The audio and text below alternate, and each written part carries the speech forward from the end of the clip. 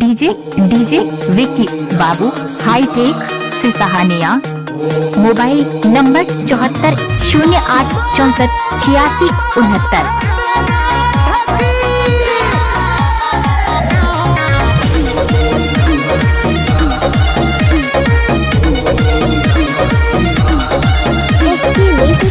कंवरिया आइले देव घर नारा लगावे हर हर।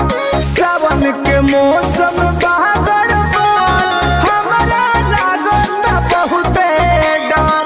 हे महादेव कंवरिया आइले देव घर नारा लगावे हर हर। सावन के मौसम बहादुर हमरा लागत बहुते डर। तब नहीं अखिया खोले हो आंधी पानी आवे तो मोरया डोले। गाजा पी के सैया डोले हो। अमवा महुआ बेल पपैया डोले। गाजा पी के सैया डोले हो। डीजे डीजे विक्की बाबू हाईटेक से सहानिया।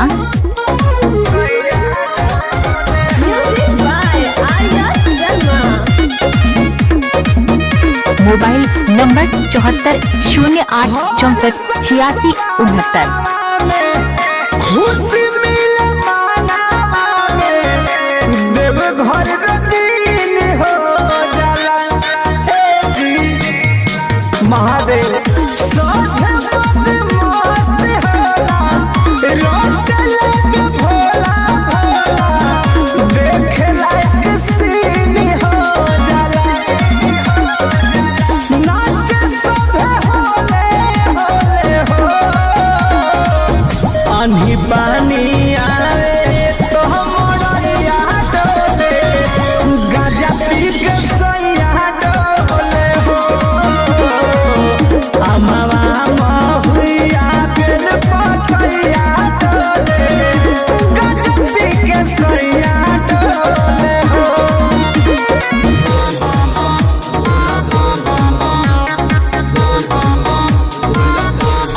बोले बोले बाबा बाबा सुरनाथ की।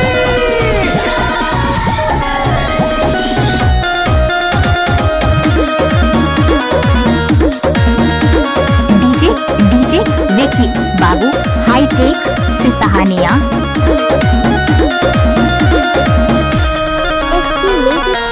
कृष्ण दरदी प्रमोद हर घर करस अनुरोध।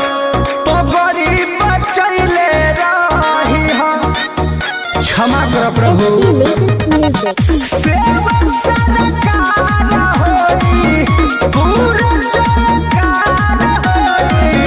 सबके झुमैले रही हम भनिया के चढ़ी गोले हो।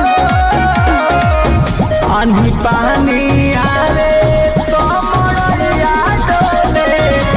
गाजा पी के सैया डोले हो। अमवा महुआ बेल पपैया डोले।